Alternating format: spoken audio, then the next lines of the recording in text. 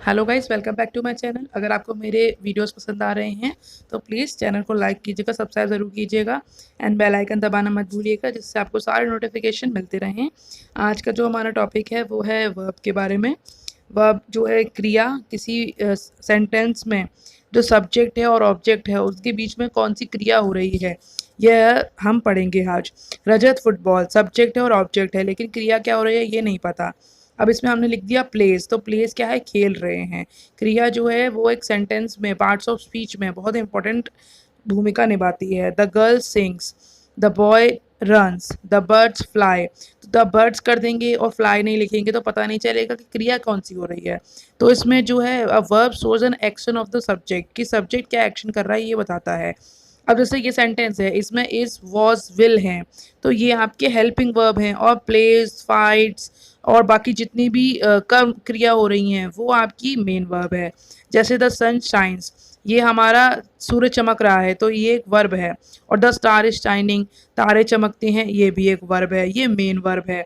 और जो is M, R M होते हैं, विल शैल होते हैं, वो हमारे हेल्पिंग वर्ब होते हैं।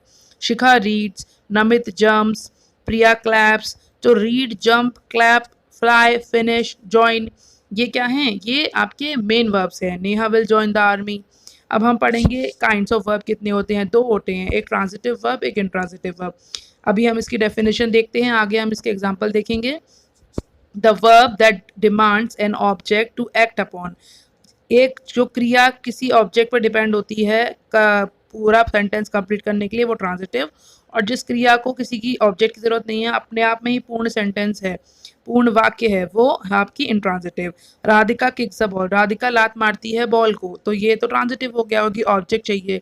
और राघव स्लीप, राघव सोता है, ये इंट्रांजिटिव। इसमें देखिए, the verb kick requires an object while the verb sleep does not require an object. तो इसमें जो किक है वो आपकी ट्रांजिटिव है और जो स्लीप है वो इंट्रांजिटिव है। हिंदी में हम इन्हें कहते हैं, ट्रांजिटिव को कहते हैं सकर्मक क्रिया, a verb with an object, और इंट्रांजिटिव को कहते हैं अकर्मक क्रिया, which means a verb without an object. Ragini plays a flute, Ragini बांसुरी बजाती है, तो बांसुरी ज़रूरी है बजाने के लिए। और सूरज वर्क हार्ड, सूरज कड़ी मेहनत करता है, ये अपने आप में एक सेंटेंस है, इसे किसी ऑब्जेक्ट की ज़रूरत नहीं है।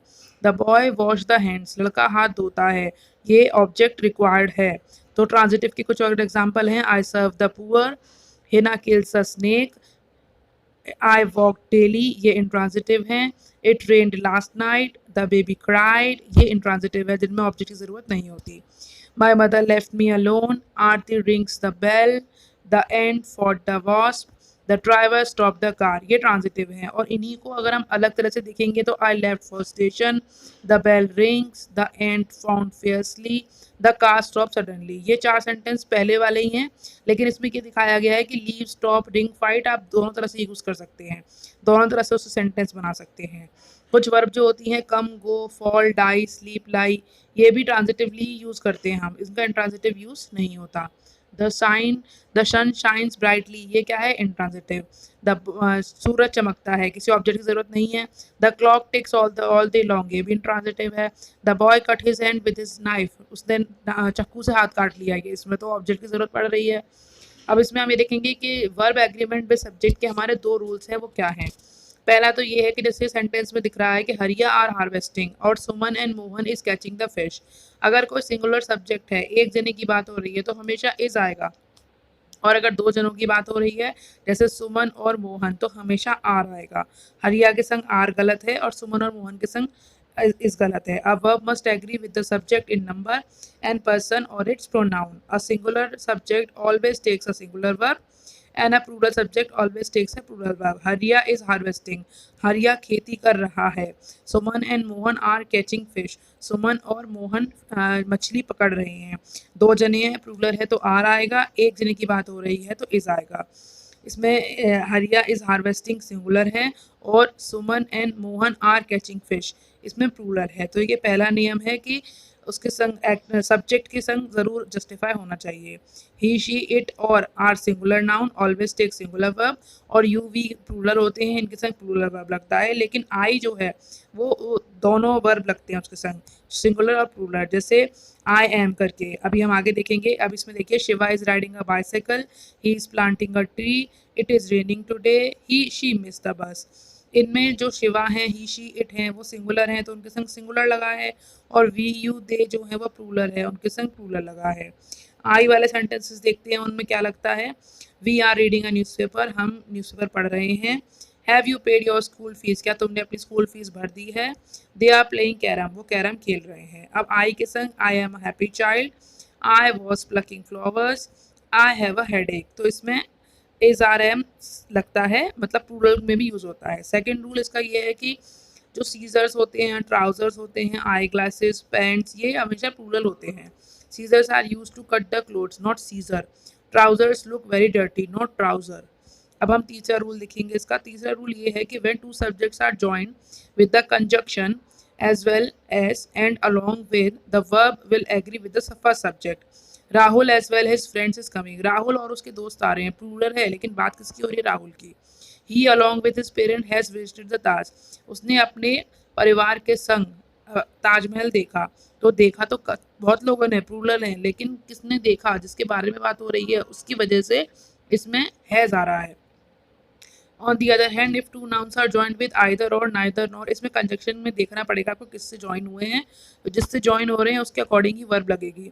आइदर कविता और हर फ्रेंड स्पीक द ट्रूथ, या तो कविता या उसका दोस्त उनमें से कोई एक सच बोले, तो एक के लिए स्पीक्स आएगा। Neither he nor his friends are interested, वो और उसके दोस्त इंटरेस्टेड नहीं है तुम्हारे मैटर में, तो ये सारों की बात हो गई तो आर आएगा। Neither I nor my sister is participating in swimming competition, ना तो मैं ना मेरी बहन स्विमिंग कॉम्पिटिशन में पार्ट ले रही है, तो ना तो मतलब किसी एक एक की बात हो रही है अलग अलग, तो इज आएगा। Either Raghav or his friends have taken a pen, या तो राघव ने या उसके दोस्तों ने लिया है, यहाँ पे भी इकट्ठे लोगों की बात हो रही है, प्लूरल बात हो रही है, तो हैव आएगा। अगर आइदर और नाइदर और ऑफ ईच एवरी मैनी ये वाले कंजक्शन अगर आपके में आ रहे हैं तो इसमें जो है सिंगुलर ही लगेगा। Either of the applicant is eligible for this job, neither of the two main was very strong, each of these iron ore is found in India, every one of the people is my favorite। News और mathematics ये कुछ वैसे words होते हैं जो हमेशा जो है सिंगुलर हैं और सिंगुलर वर्ब ही लेते हैं। The news is true, mathematic is my favourite subject, arts is my favourite subject, ठीक है, नॉट आर्ट। अगर प्लूरल नाउन में हमारे पास कोई प्रॉपर नाउन है, जैसे अरेबियन नाइट्स एक किताब का नाम है, तो जब हम अरेबियन नाइट्स की बात करेंगे तो इस लगाएंगे। जब हम यूनाइटेड स्टेट्स की बात कर रहे हैं तो हैज़ लगाएंगे, द यूनाइटेड स्टेट्स हैज़। जब हम बात करते हैं किसी स्पेसिफिक नंबर की, जैसे 50,000 रुपीज़ या फिर 10 किलोमीटर्स, तो इसमें एस एस लगा है लेकिन ये प्लूरल नहीं है, इसलिए हम इसमें इस लगाएंगे। अब इसमें quality of the cloth is not good, अब इसमें क्वालिटी की बात हो रही है, क्लोथ की नहीं हो रही, तो क्वालिटी इज आएगा। और result of the UP board are satisfactory, इसमें रिजल्ट्स की बात हो रही है तो आर आएगा। आगे का जो इसमें टेंसेस हैं वो हम नेक्स्ट मॉड्यूल में पढ़ेंगे। अगर आपको वीडियो पसंद आया लाइक ज़रूर कीजिएगा। Thank you.